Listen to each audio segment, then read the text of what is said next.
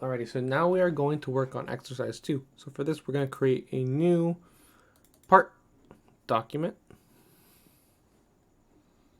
And then once again, I'm going to set my settings the way that I want them.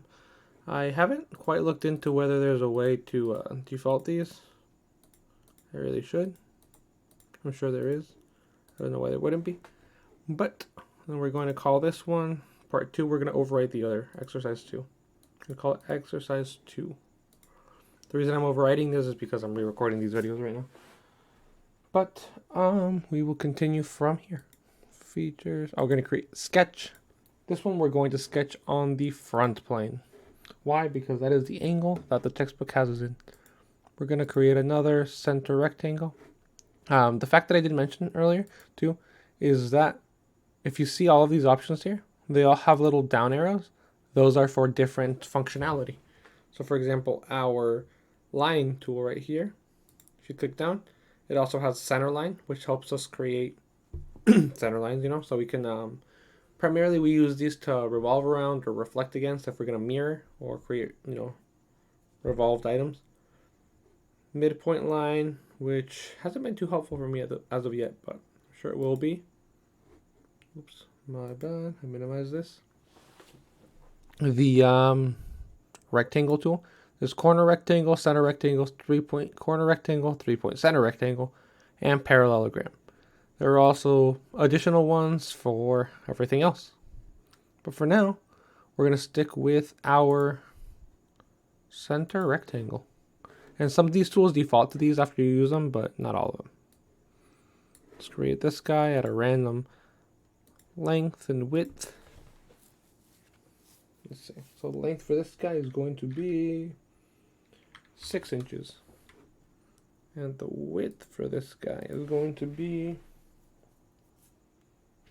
4.5 inches. And this guy also happens to have a fillet. In case you didn't notice, like I was working on my smart dimension and then I just didn't even turn it off. I switched to the next one. Totally fine. Not all tools are like that, but the majority are. Where if you just switch tools, look at the smart dimension, it just triggers off whatever you were doing and moves on to the next thing.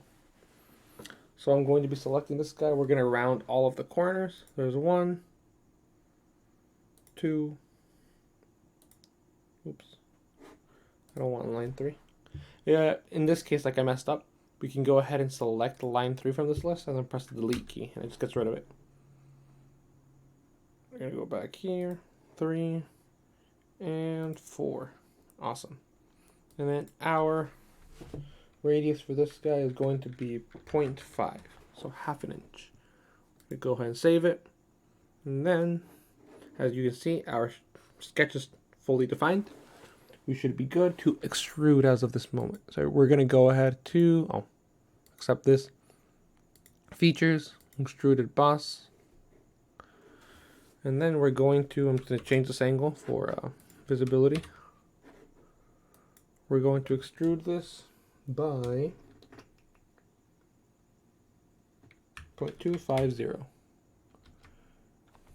0.250, it's a tiny boss extrusion, but it is what we are provided with by the sacred text. Alrighty, so now we have this basic shape here. In case you guys aren't aware, by the way that I'm navigating all of these parts, all of these views, is going to be through the, if you select the left control, actually the right control works just as well. Good to know. Press the control key, and then you press 1 through, I believe, 9 is the last one. 1 through 8, I think. You can actually change the views on these guys. So control 1, front view. Control 2, back. 3 is going to be from the right side, I believe. 4 is left side. 5 is the front. 6 is the back. 7 is going to be that kind of angle view that I really like to use because it's really helpful. 8 is going to be another front one. And actually 8 is the normal. It switches to the normal from what you're viewing at. So later on, whenever we create additional planes, I can use Control 8 to switch to the normal view of that one, which would be like the normal view to that. Back to Control 7. Control 7 I use a lot. we are going to be sketch on this face. We're going to be using this guy, the straight slot. There's multiple types. Right now we're going to be using this guy. And we're going to just place him somewhere about right here. I like to use these little, did you see that little yellow horizontal kind of relation appears? It just helps a lot to make things straight. Same thing occurs vertically. It just helps a lot to follow those. So there we go. Then once I let go of that, I will be able to expand the radius of this. It doesn't matter the dimensions at this moment because we're going to be smart dimensioning them. So this width here is going to be 2 inches long. This width from here to here. Oof. What have I done? We're going to press cancel. This width from here to here. There we go. Is going to be 0.250. The length from here to the wall is going to be 0.5. And the width from this guy, let's see, smart dimension, from this point right here to the wall is going to be, I believe it's also 0.5. Yep, 0.5. Alrighty, and at this moment we are currently fully defined on this object here, on the sketch. We can go ahead and accept that. Go to features. We're going to make this one, and then what we're going to do is we're going to create a pattern, a linear pattern, to set all of the other ones down. Makes it a lot easier. We're going to go to features, extruded cut right here. Once again, we will not be choosing blind. We'll be choosing, so like in this case, blind kind of betrays us because it's not going all the way through. Is it? Oh, maybe it is, but that's not what we're looking for. We're going to be doing through all, just to make sure it goes through everything successfully. Accept that. Control 7. Now we have that cut. Now with this guy, we can actually deselect. We're going to be doing linear pattern. That's going to create the pattern down here. So linear pattern. There's also circular pattern, which we will use later for other things, but right now just linear pattern. Direction 1. You will be choosing a direction where the pattern is going to take. So I'm going to, simplicity, I'm going to make this control 1 so we can face the front again. Select this little box that's highlighted. We're going to select any angle, any line or path that's going to follow what we want. So in this case, we're trying to go up and down. We're going to select this edge right here that's going vertically up and down. And in our case, we are going to create, how many faces is this? 8 instances of this guy. So I'm going to go ahead and type 8. Why isn't it showing them? Okay, we'll see in a moment. So 8 is going to be, the number we're going to type into that box is going to be the total amount of faces of repetitions that we want. So it's not going to be repeat this 8 times. It's going to be 8 total. Okay? And then the dimensions, the width between each one of these is also going to be 0.5. So 0.5. What am I doing? Oh, there we go. That's what I didn't do. I forgot to select the features and faces. Or more so, I forgot that I was going to get to it. So we're going to go ahead and select this box right here. This is the features that we're going to be creating a linear pattern out of. So here we can choose from any one of these. We could also select it this way. It just makes it a little bit more difficult because then you end up choosing just one thing instead of the whole thing sometimes. But like in this case, select it properly. I would rather go down here and then choose our cut extrusion, and then it's going to replicate it 8 times or 7 more times. Sometimes you might have it pointing at the opposite direction like this, and that's no use to us. So there's going to be this nozzle, this little button right here. I don't know why I call it a nozzle, but we can click it and it's going to reverse the direction for us, okay? Just for the sake of demonstrating, if I were to have chosen a different edge, if I choose this edge, it was going to replicate that way. And then we would be able to reverse it just like this. But none of this is useful to us. So we're going to go ahead and delete that. Go back to the edge that we do want. And then here we are. 1, 2, 3, 4, 5, 6, 7, 8. Gonna go ahead and accept that. And then voila, there we have all 8.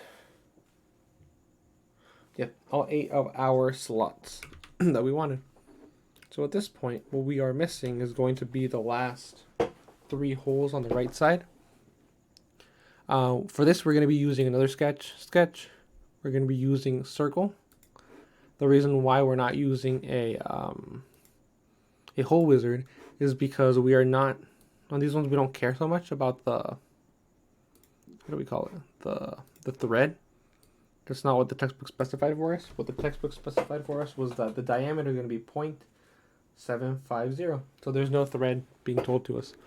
So we won't be using the hole wizard. We're going to size this guy up to 0.750. There we go. And then we're also going to measure the distance from this guy in the center to the right wall right here. The textbook tells us it's going to be 1.5.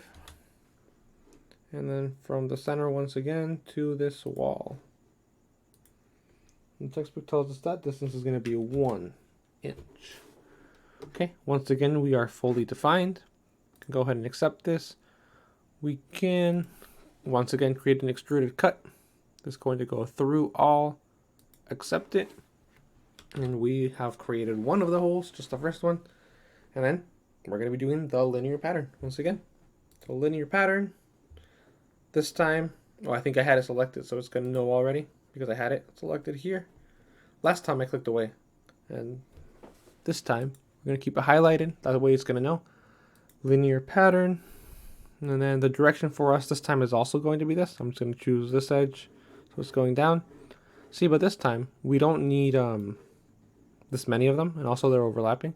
So the first thing we're going to do is we're going to create the size difference that it wants, which is 1.250.